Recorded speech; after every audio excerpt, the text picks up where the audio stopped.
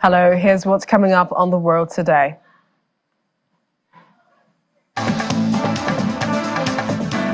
Israeli military says it's expanding its ground operation into all areas of the Gaza Strip.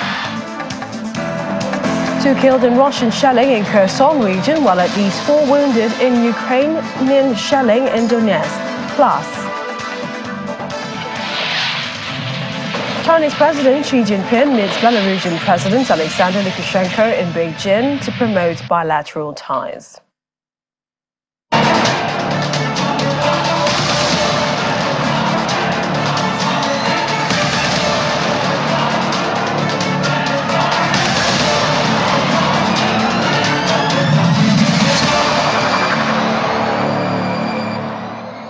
Warm welcome to the program. I'm Millicent Walker in Lagos.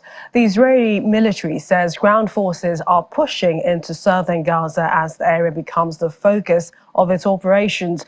It also indicated it's expanding its ground operation in all areas of the Gaza Strip. And this comes as fighting resumed Friday after a 7-day temporary truce ended between Israel and Hamas. Israeli Chief of General Staff Herzi Halevi says Israel's operation in southern Gaza will match its earlier offensive against Hamas in the northern part of the Palestinian enclave. Israeli forces bombed wide areas of the Gaza Strip on Sunday, killing and wounding dozens of Palestinians. 3 Israel Defense Forces IDF were also reportedly killed in the clashes. Meanwhile, 2 people have been killed and a house destroyed in the Israeli strikes in the southern Gaza city of Khan Yunis. According to residents, several wounded children were taken to the Nasser hospital in Khan Yunis after bombardments from planes and artillery hit the city. Residents there have described airstrikes as the heaviest since the war began.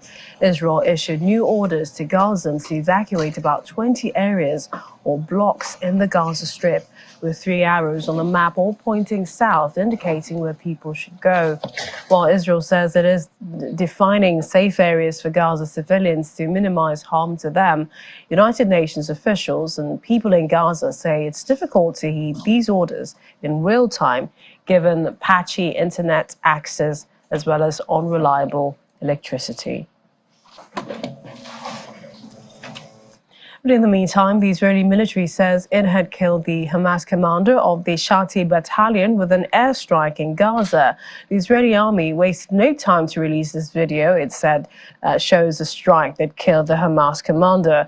According to the army spokesperson Daniel Hagari, the commander of Hamas, who was named in a statement as Haitham Kuwajari, directed militants to carry out raids on the southern Israel on October the 7th, in which 1,200 people were killed and more than 200 taken hostage. Mr. Hagari adds that Kuwajari also led battles in the Shati area of Gaza in the past month. And it looks like it's more discovery for Israel, as forces say they have found 800 shafts leading to Hamas's vast subterranean network of tunnels and bunkers since the Gaza ground operation began on October the 7th. The Israeli army released video, it says, shows soldiers finding and destroying the tunnel shafts, and said many were in civilian areas like schools, mosques, kindergartens and playgrounds. However, the locations or the dates when the videos were recorded could not be independently verified. Now, Lebanon-based Hamas official Osama Hamdan is warning that there are no safe areas in the Gaza Strip. He claimed Israel had lied about there being safe areas in the south of the enclave as part of a plan to trap the Palestinians with the intention of killing civilians. Mr. Hamdan also called on Belgium and Spain to build on their bold and correct positions and lead a European and international movement to visit Gaza to witness the plight of the people. But for the deputy chief of Hamas, Saleh al-Aruri, no more prisoners would be exchanged with Israel until there was a ceasefire in Gaza. Mr. al-Aruri said the hostages still being held captive by Hamas were Israeli soldiers and civilian men who had previously served in the Israeli army. He said they would not be freed until there was a permanent ceasefire. Elsewhere, Yemen's Houthi movement, allies of Hamas in Gaza, have said its navy had attacked two Israeli ships, Unity Explorer and Number 9, with an armed drone and a naval missile. A spokesperson for the group's military said the two ships were targeted in the Bab el-Mandeb Strait between Yemen and Eritrea after they rejected warnings without elaborating. The spokesman said the attacks were in response to the demands of the Yemeni people and would continue until Israeli attacks in the Gaza Strip ended. An Israeli-linked cargo ship was seized last month by the Houthis, allies of Iran. The group, which controls most of Yemen's Red Sea coast, had previously fired ballistic missiles and armed drones at Israel and vowed to target more Israeli vessels. However, there's been no comments from Israel regarding this claim. And U.S. Vice President Kamala Harris says too many Palestinians are being killed in Gaza, urging Israel to do more to protect them. Speaking at a news conference on the sidelines of the COP28 summit in Dubai, Ms. Harris sketched out a U.S. vision for post-conflict Gaza. She said Israel has a legitimate right to conduct military operations against Hamas's militants who launched attacks from Gaza on October the 7th. As Israel defends itself, it matters how. The United States is unequivocal. International humanitarian law must be respected. Too many innocent Palestinians have been killed. Frankly, the scale of civilian suffering and the images and videos coming from Gaza are devastating. It is truly heartbreaking. As Israel pursues its military objectives in Gaza, we believe Israel must do more to protect innocent civilians. So we all want this conflict to end as soon as possible and to ensure Israel's security and ensure security for the Palestinian people.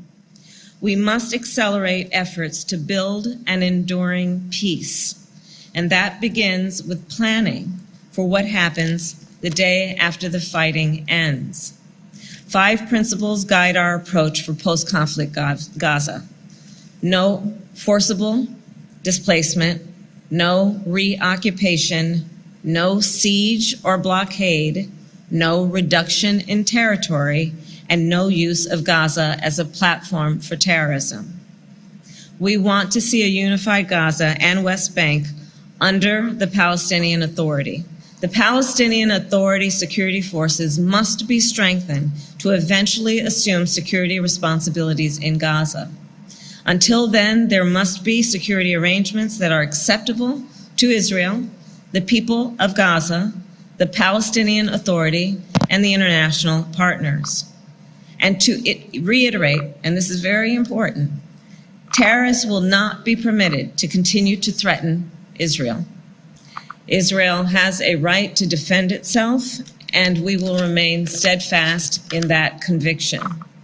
We are working with Israel and our partners in the region to secure the release of all the hostages, which includes Americans. Here's Vice President Kamala Harris speaking there. Staying with the United States, Defense Secretary Lloyd Austin is emphasizing the need for the protection of civilians in Gaza, calling them the center of gravity in Israel's war with Hamas and warning over the risks of their radicalization. Ms. Austin's remarks come as Israeli warplanes and artillery bombarded the enclave over the weekend. The U.S., which has rushed military assistance to Israel, including air defenses and other munitions, has been increasingly vocal that Israel must narrow the combat zone during any offensive in southern Gaza and ensure safe areas for Palestinians. You see, in this kind of a fight, the center of gravity is the civilian population. And if you drive them into the arms of the enemy, you replace a tactical victory with a strategic defeat. So I have repeatedly made clear to Israel's leaders that protecting Palestinian civilians in Gaza is both a moral responsibility and a strategic imperative. The United States will remain Israel's closest friend in the world. Our support for Israel's security is non-negotiable, and it never will be. And to make it crystal clear that America's commitment to Israel's security is ironclad. And so we have rushed U.S. security assistance to Israel to help it defend its people and its territory, and to help ensure that Hamas can never again commit the atrocities that we saw on October 7th. We head to the Vatican, where Pope Francis says it was painful. It's painful to see that the truce between Israel and Hamas has been broken, calling on all parties involved to reach a new ceasefire agreement as soon as possible. The pontiff also said he was thinking about the people still held hostage in Gaza and the lack of basic necessities in the Palestinian territory.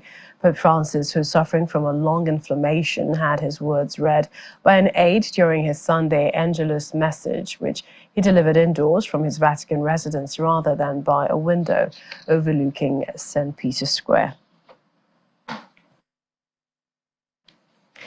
And for the United Nations High Commissioner for Refugees, Filippo Grandi, it's devastating to see that the truce between Israel and Hamas had been broken. Mr. Grandi called for another pause, says the abandonment of the peace process in the Middle East is a colossal miscalculation.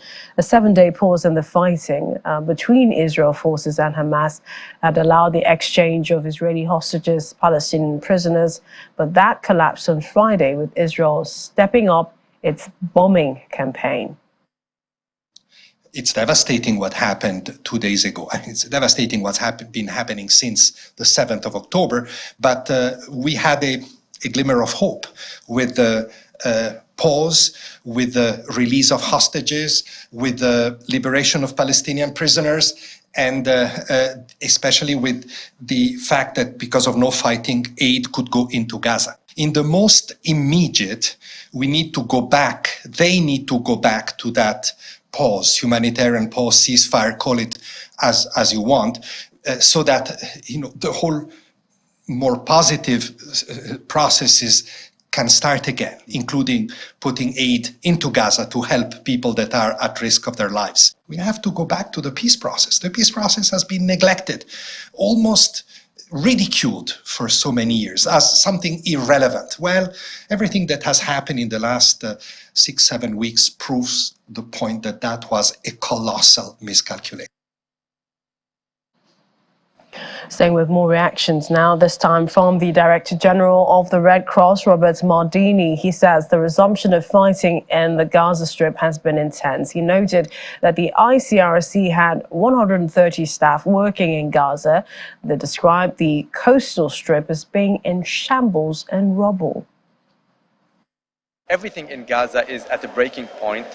Civilians are displaced, numbers of injured people, severely injured people who are waiting for treatment in hospitals that also are reaching a breaking point, where nurses and doctors have been working 24/7 with very limited resources. So, of course, we're doing everything we can to support the provision of healthcare. People are living in constant fear of violent death. People are struggling to survive with now, again, little food and water because of the resumption of the fighting. And in all likelihood, having aid getting inside Gaza will become automatically more challenging. So, of course, it's a matter of grave concern to us.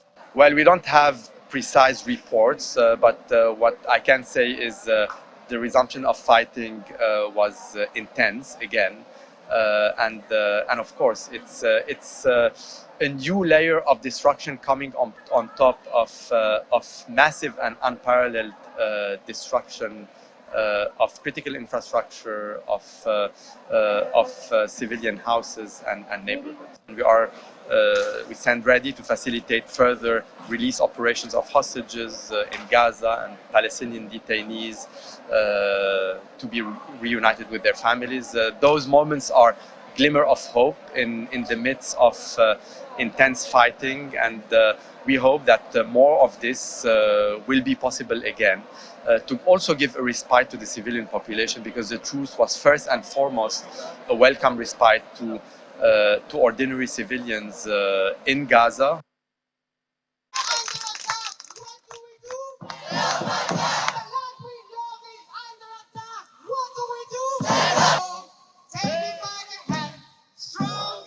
And we're back in the UAE, where more than 100 activists called for a ceasefire in Gaza in a protest held during the COP28 UN Climate Summit. The activists held banners calling for a ceasefire and climate decolonization, while others waved flags featuring a cartoonish watermelon, which shares the colors of the Palestinian flag and a symbol of Palestinian solidarity. According to the activists, there could be no climate justice without human rights.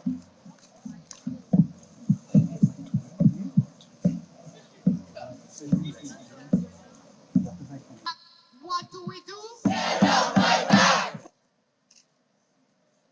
First of all, as human beings, we cannot ignore what is happening in Gaza. And this is the first gathering of world leaders since the bombing was escalated last October. And this is an opportunity we cannot afford to pass up, to stand in solidarity with the people and to call for the ceasefire. We wanted to start the COP28 bringing a very clear message that there is no climate justice without human rights, that the murder, the occupation of the commons all around the globe is a climate justice issue, because these things are not disconnected. I mean, a lot of us are Palestinians. Our line is to boycott spaces like this because we can't do business as usual. For anybody to be here while all of us are getting massacred is a difficult thing to digest, but I wanted to make sure as part of this coalition that we at least had some Gazan voices in the space, because we know that there are other voices in the space that are going to greenwash what's happening in Gaza, and so we needed to make sure we had a counter presence that reminded folks that you cannot have climate justice without justice for all people and the lives on the ground that suffer from climate, from war, from violence.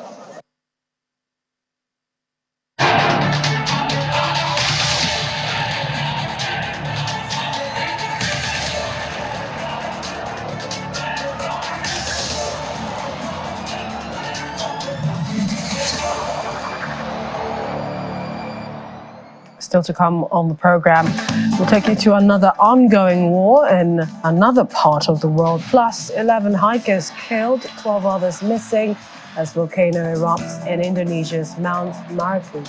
Please stay with us.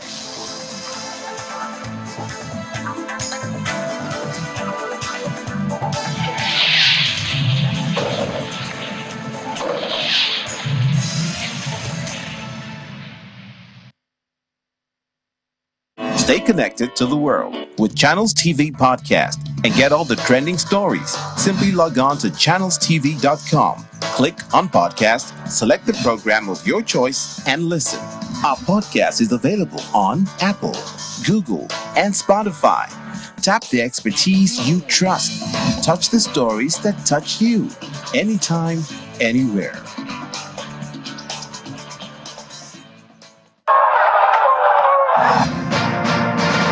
Breaking story this hour. Then to the Situation Room. Gentlemen, let's get to it. We know just how important it is to give you well-informed conversations with those making the news. There's nothing like regional security. I have a lot in mind. I know too much. The police do not believe that you have any right once you are in the police station. Sunrise Daily. Every weekday from 7 a.m. to 9 a.m. only on Channels Television.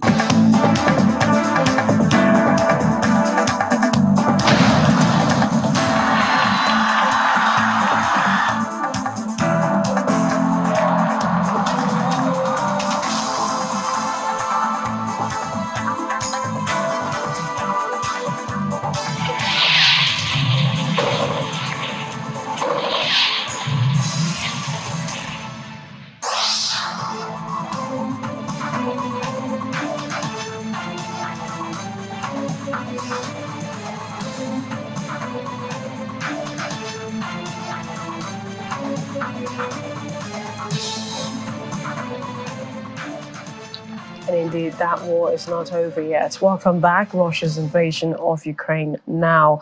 Officials from the Russian-controlled Donetsk region say shelling by Ukrainian forces reportedly hit the city of Donetsk, causing damage to a business center and an apartment building and a vehicle. The city's mayor, Alexei Kulimzin, confirmed 4 casualties via his Telegram channel, including a teenage girl. The Joint Center for Control and Coordination on Ukraine's Crimes, a local organization monitoring the situation in Russian-held parts of Luhansk and Donetsk regions, also stated that 4 people were injured. According to officials, people were in the business center during the shelling. Meanwhile, Ukrainian officials say 2 people have been killed and 7 others injured during Russian shelling of the southern region of Kherson.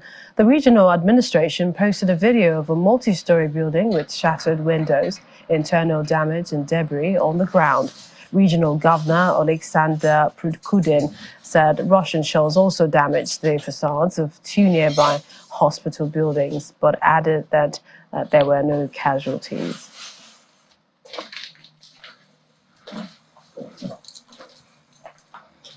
Let's join VOA's Anna Chernikova for more. She joins us live from Kyiv. Hi, Anna. So good to see you. First, talk to us about if there have been any comments from Ukrainian officials claiming responsibility for the shelling in the Russian-controlled Donetsk that left 4 injured. Good evening. Well, at this point, we do not have confirmation from official sources, Ukrainian official sources, regarding the shelling, basically this information only comes from the authorities in the occupied territory, so we cannot verify this information independently. However, we already heard, of course, previously that the shelling of the occupied territories of Ukraine is happening, and Ukrainian forces see this as legitimate targets, especially the place where the Russian military is located and Russian military equipment is possibly stored.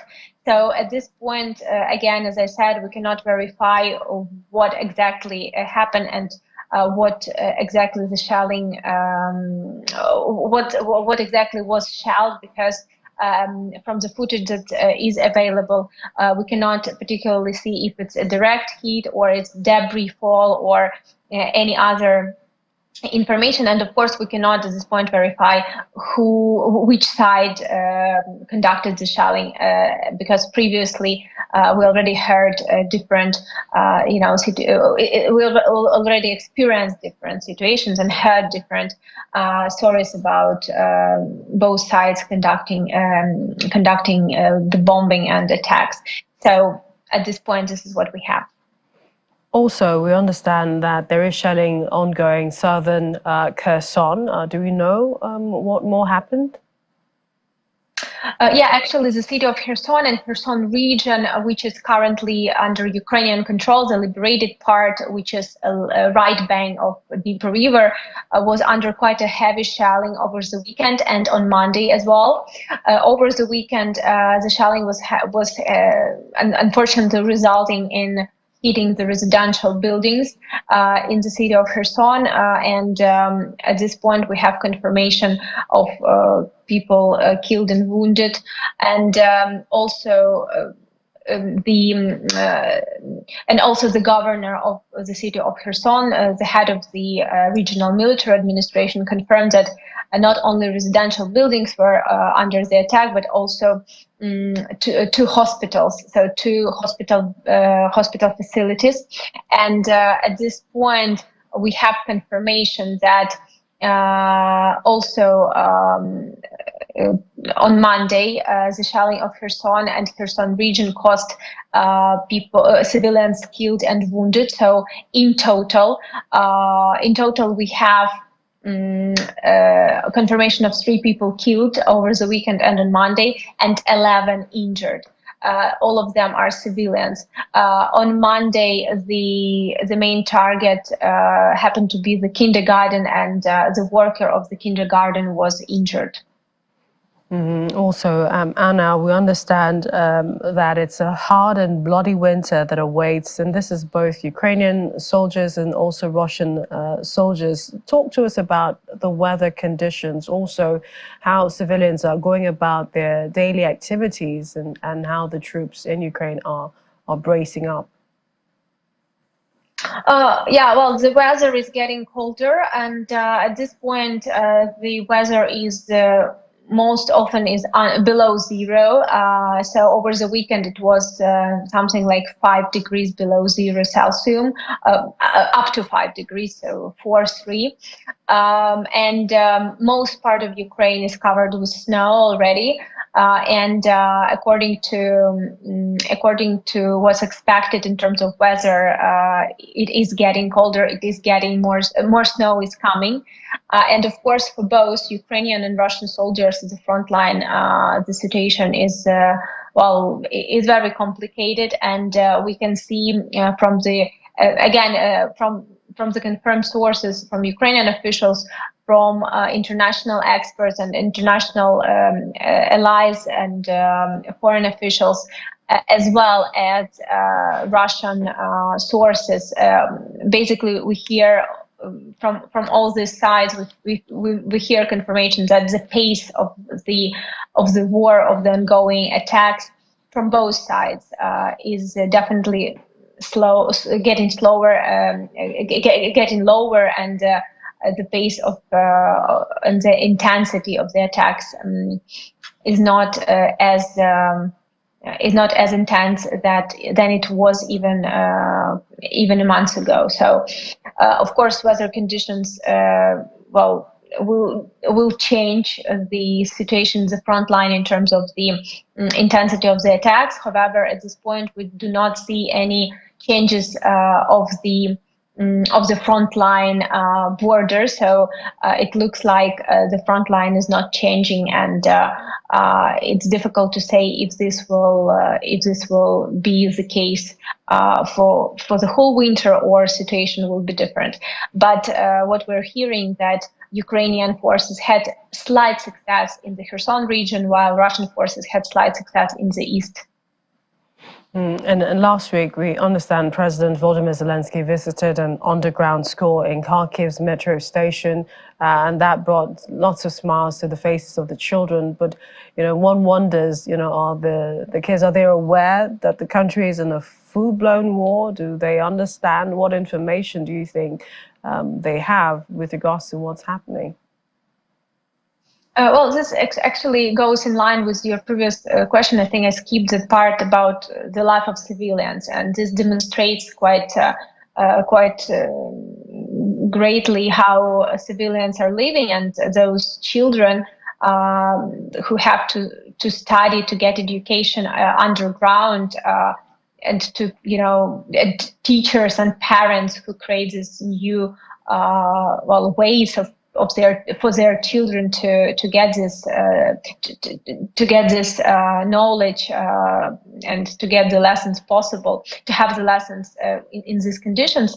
I should say that Ukrainians in general are definitely trying to adapt to this new reality as much as they can, and especially children. And it's more difficult with children, of course, because a lot of children are asking questions like, for instance, I just had a conversation with a couple of people recently, and they were telling me how children are asking, why the shelling is happening during the night? I want to go to sleep, and why this is happening? I cannot sleep. And also children asking why we have to stay underground. So of course adults are trying to explain that, well, there is war, and I think most of children and most of adults explain it this way, that there is war happening, and this is why you have to stay safe.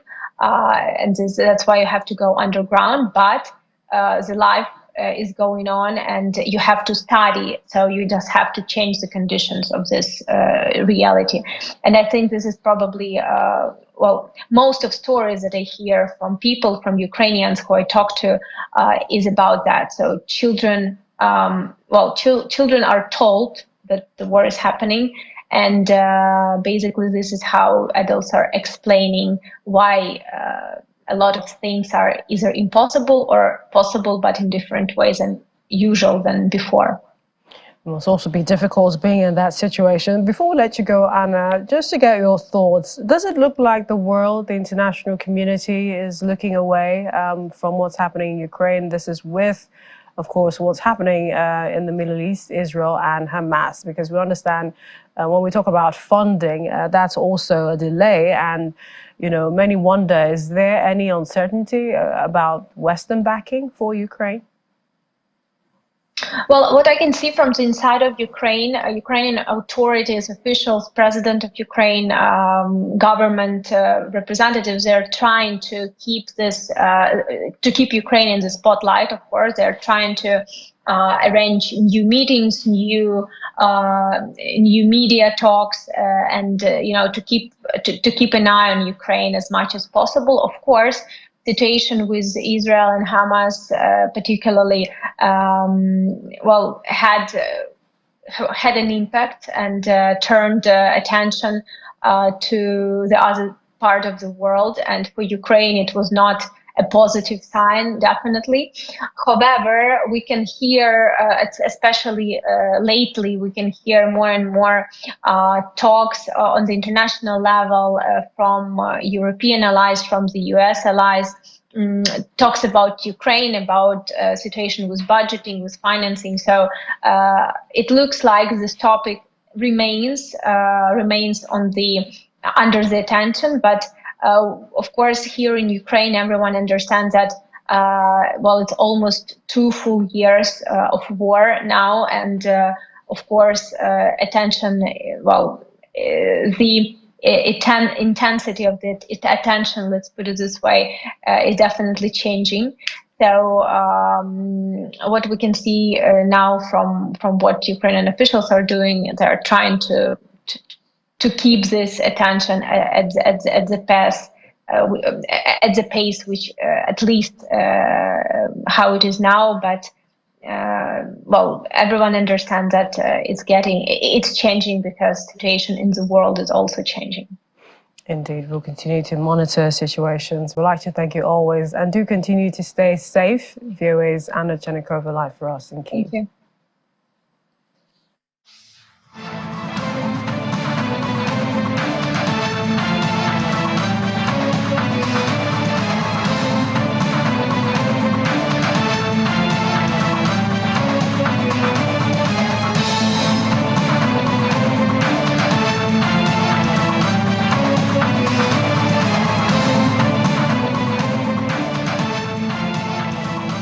And to other stories, bilateral relations now. Chinese President Xi Jinping has met with Belarusian President Alexander Lukashenko in Beijing.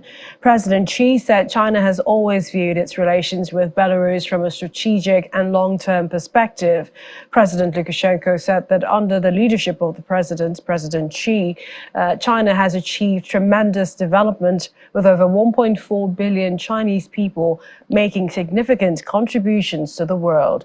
He adds that Belarus remains firmly committed to developing friendly relations with China.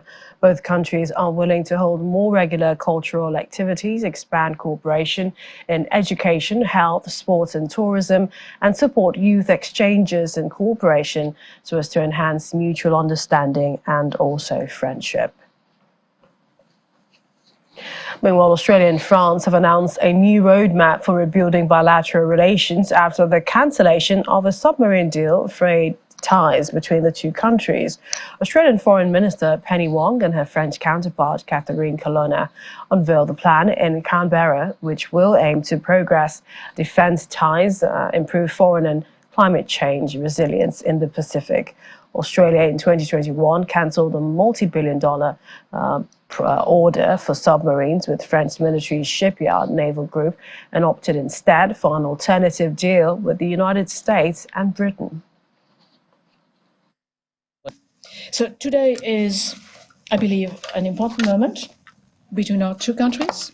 We are adopting this ambitious roadmap for a profoundly renewed relationship and partnership between our two countries.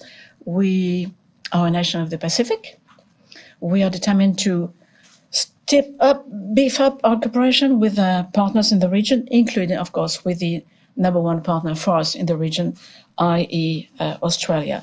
And we need to do so in order to cope with global challenges and also to preserve the rules-based order that we cherish and can see sometimes shaken.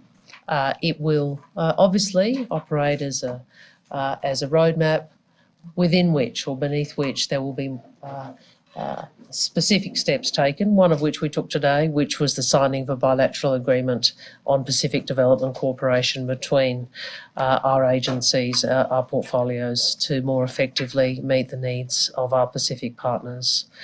Like France, we recognise Israel's right to defend itself, and we stress that the way it does so matters. Israel must respect international humanitarian law, and it must conduct its military operations lawfully. And we are very concerned about the scale of civilian death that we are all seeing, including children. Thank you all very much. We're in Indonesia, where 11 hikers have been found dead near the crater of Indonesia's Merapi volcano after it erupted over the weekend. Rescuers say 3 people have been rescued Monday, and the search for 12 others missing have been suspended due to a small eruption. There were 75 hikers in the area at the time of the eruption, but most were safely evacuated. Mount Merapi, one of Indonesia's 125 active volcanoes, spewed ash as high as 3 kilometers into the air on Sunday. Authorities have imposed the second highest alert level and prohibited residents from going within 3 kilometers of the crater.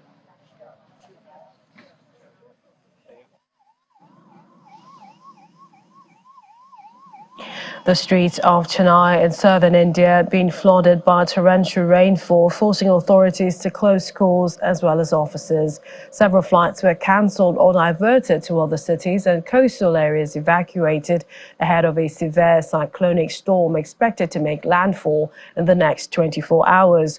Authorities in Tamil Nadu and neighbouring Andhra Pradesh were on high alert for damage, with warnings issued for fishermen not to venture out into the sea. According to the country's weather office, Cyclone Michuang is expected to land on the coast of Andhra Pradesh Tuesday morning with sustained winds of up to 90 to 100 kilometers per hour. The Big Jam cyclone now lies at about 110 kilometers east-northeast of Chennai. It has moved last 6 hours at the rate of 10 kilometers per hour. Further, it is expected to move in west-northwest direction and intensify into severe cyclonic storm by today forenoon. Due to this cyclone, during last 24 hours, many places recorded heavy to very heavy, and 1 or 2 places extremely heavy rainfall also occurred. Now, over the districts Chennai, Tiruvallur, Kanchipuram, Chengalpet, the heavy rainfall and strong winds are likely to continue till today night. And the Prime Minister of Barbados, Mia Mottley, said that the world needs global governance, adding that countries need to cooperate with each other within their institutional framework. She was speaking during a press conference at the COP28 Climate Summit in Dubai, where she addressed climate financing management. We still need other institutions to move away from debt to GDP per capita and focus strategically and in a laser-like fashion on climate vulnerability as a trigger for accessing concessional funding. And this is without prejudice to preserving what is there for the IDA countries. We're not trying to take away from them, but there are a number of middle-income countries that really do need assistance if they're to adapt to the new realities of a climate crisis. My fear is that given that we know, according to them, that you need about $300 billion a year to cover loss and damage, unless we have an urgent set of decision making, we're going to suffer what every parent suffers from: exciting expectations and being unable to deliver them. And we all know what happens when children face that reality. And the global population, I suspect, is going to be the same way. So that we really have to have, in my view, an urgent convening of the entities that can help bridge that gap to facilitate the preservation of both people and planet. It is a false dichotomy to believe that we can save one without the other. Secondly, the world needs a governance mechanism to facilitate the interdependence that we now see globally. And without that, it is like having a country that will not enforce its powers of governance on parts of the country. And therefore, if you're only governing a part of the country, you're leaving the rest exposed. The planet needs global governance, not in a big stick way, but in a simple way of us cooperating with each other to be able to work with the institutions that we have.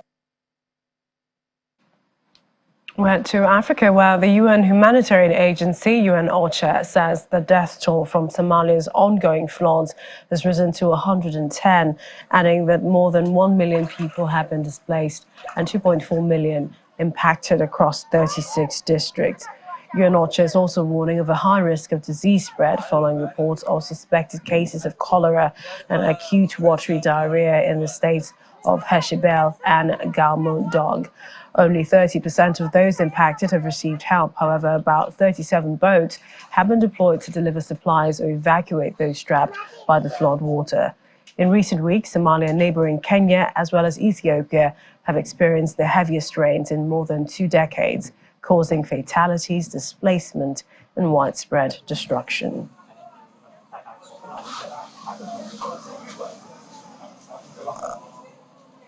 In the meantime, Somalia's President Hassan Sheikh Mahmoud is urging developing nations at the COP28 climate summit to support nations struggling with the effects of climate change events.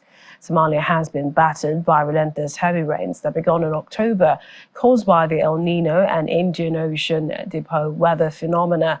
The intense rains have unleashed widespread flooding across the country, triggering displacement, exacerbating an already existing humanitarian crisis caused by years of insurgency.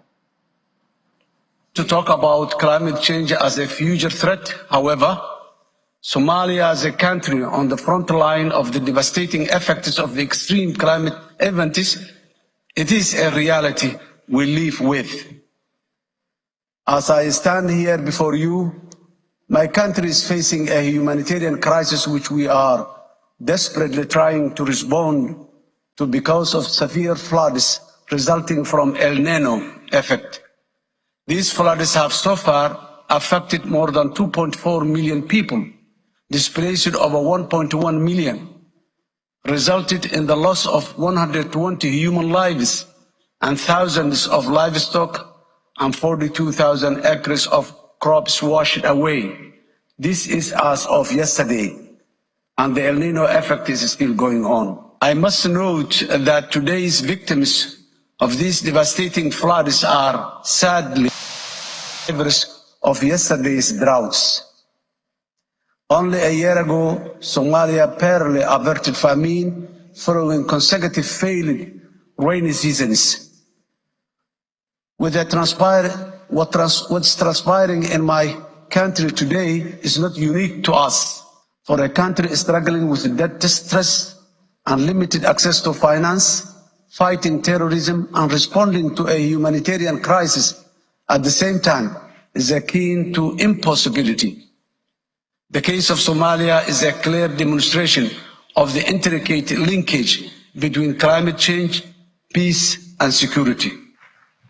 Welcome back. We're still in Africa to a disturbing story in Kenya, where a woman has been arrested by the Kenyan police for throwing her 8-month-old infant into the Indian Ocean.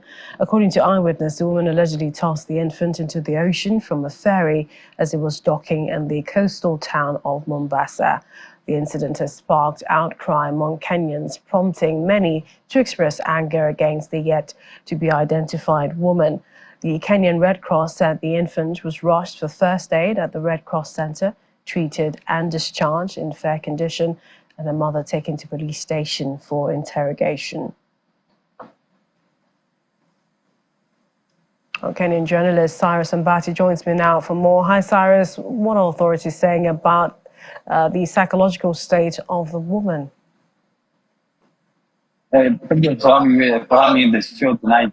What we are learning today is that the woman is saying that she's suffering from what we call trauma, in a way that because, first of all, she's deaf, that's what she said.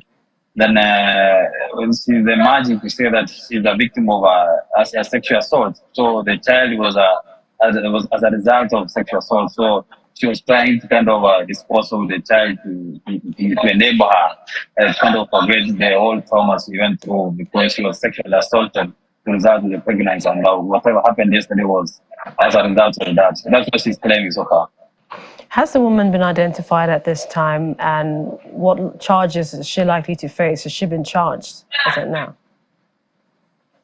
Well, as we speak now, we understand she's not in custody, but she was taken together with the baby to a rescue center for kind of counseling and be taken care of because the police have realized that she's suffering from what we call maybe trauma. Because after giving birth, she has not recovered from what she went through in terms of. Instead, she was raped to be able to give birth to the child. So after that explanation, the authorities say now she has to be taken to a rescue center where she is with the child. So they have not really made any decision to charge her as of now, but if they do that, there's a charge called infanticide. It's a criminal offense whereby a mother or any parent is accused of killing a child or the kind of minor, which can result in even being jailed up to 10 years. So essentially, will the government take possession of the child? What will happen, do you think? Well, as I said, the child and the mother will take a rescue center where they're being taken care of. The local business community is so much interested in the case, so they are giving all the support that's needed, the money, clothing, all the accommodation for the child and the mother, in the efforts to make sure that they are all comfortable and they're going forward. They are receiving good kind of response from help from the local community, businessmen, and all kind of people that want to help so far. All right, Cyrus, thanks for that update. Cyrus Mbati, Kenyan journalist, joining us there. Thank you. To South Africa, another distressing news from a community there reeling with shock and fear after 7 young men were brutally set on fire in what appears to be a case of vigilantism. Friday night, a group of boys were pursued across the neighborhood by an armed group. The accusations against them suggest they had been engaging in petty crimes that had instilled a sense of terror in the community. Tragically, the first 5 young men were apprehended and killed in Extension 12, while the remaining 2 met a similar fate in Extension 13. The South African Police Service, they say preliminary investigations suggest the victims were assaulted, burned by the mob. However, the motive for the killing cannot be confirmed yet.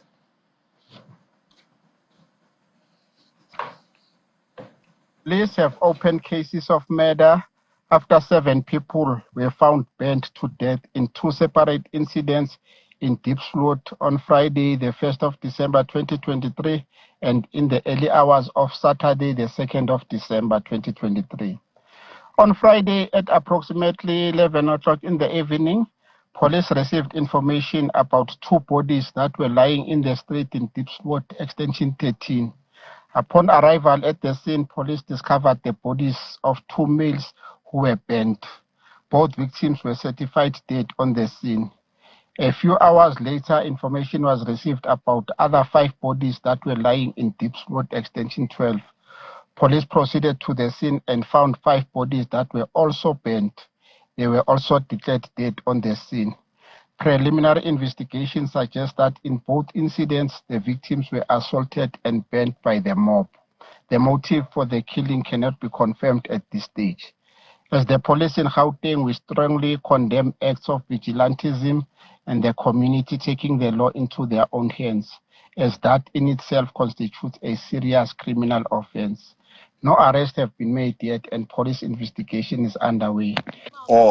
This thing is very, very bad because it's like, every day people are being killed, and then it's like today early in the morning we find that there are 5 people who have been killed here, and then it's like the forensic have come to do what they were doing.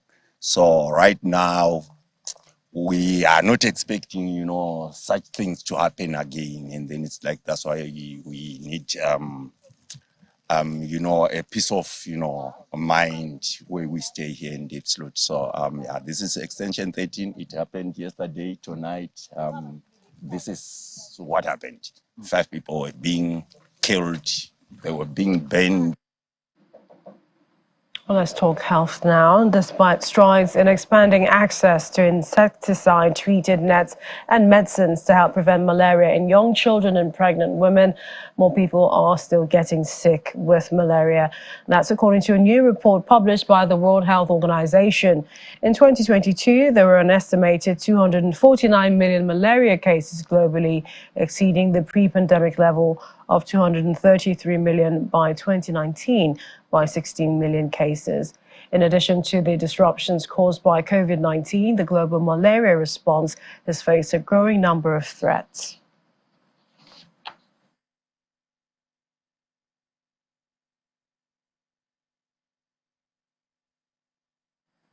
And in the spirit of Christmas, children and adults were delighted in Chile's capital, Santiago, at a Christmas parade that paid tribute to the Walt Disney Company for its 100th anniversary. Crowds packed Santiago's main avenues to get a glimpse of giant balloons depicting iconic Disney characters such as Mickey Mouse and Donald Duck. Children waved at their favorite Disney characters, while adults indulged themselves with their infancy memories. This was the 12th edition of the parade, which got cancelled during the COVID-19 pandemic.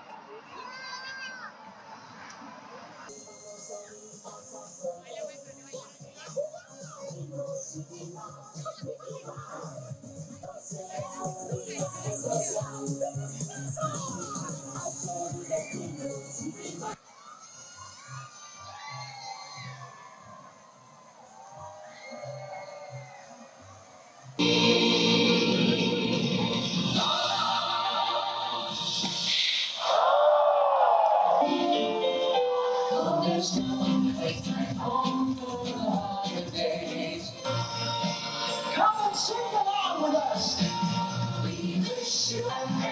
Peace and understanding.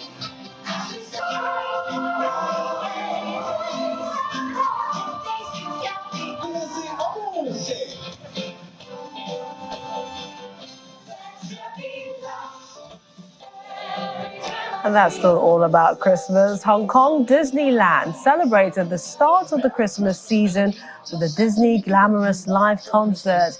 Mickey, Minnie Mouse, Belle from Beauty and the Beast, and Elsa from Frozen enchanted visitors in front of the Castle of Magical Dreams. Dozens of dazzling drones lit up the night sky, treating crowds to a spectacle of light and bright colors. The themed concert, A Disney Christmas, will continue at the park until the 1st of January 2024.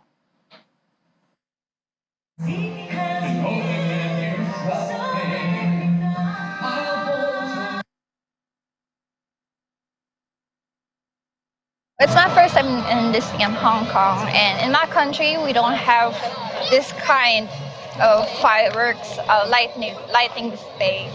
And my inner child is so happy. It's amazing. Everything was splendid, spectacular, beautiful to the core. It's actually really good since it's both first time in Hong Kong, and it's our first time seeing this type of show. And since it's December as well, we quite enjoyed the show. Yeah, you can feel the Christmas spirit because of the weather here in Hong Kong, and then because of the events that Disney. And perhaps I'll see you there. That's the world today. Thank you for watching. I'm Minister